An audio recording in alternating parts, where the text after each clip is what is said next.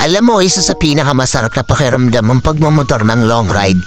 Yung tipong pagsakay mo pa lang ng motor, pagpaandar ang engine, may mararamdaman ka na nakaibang saya. Dahil kapag nagmomotor ka sa mahabang biyahe, talagang wala ng stress at ma-appreciate mo pa ang ganda ng mundo. Yung tipong hapon nagmomotor ka, masasabi mo na nasa sarili mo na, wow, ang sarap palang mabuhay, ang ganda pala ng mundo. Lalo na kapag ang patakbo mo yung chill lang, yung ini-enjoy mo lang talaga ang moment. Madami kasi tayo kanya-kanyang problema sa buhay. Pero kapag nagmomotor ka na, makakalimutan mong problema mo.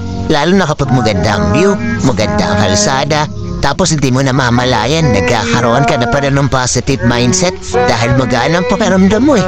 Kaya kapag stress ka na, kailangan mo lang din talaga minsan ng mahabang biyahe bilang isang pahinga eh. Ang weird na, kasi nakakapagod magmotor pero ito yung pahinga ng gusto-gusto ng marami. Pero sasabihin ko sa'yo, hindi katawan ang napapahinga kapag ka nagla-long ride ka eh. Kundi yung utak mo, kundi yung sarili mo mismo. Kaya deserve mo rin mag-enjoy, deserve mo makarating sa magagandang lugar, deserve mo ng bagong experience, ng bagong kwento.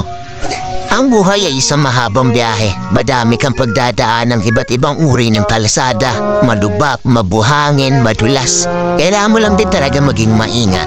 At pwede kang huminto para magpahinga. Tapos, biyahe na ulit. So paano ba yan? Hanggang sa muli. Ride safe always, and God bless.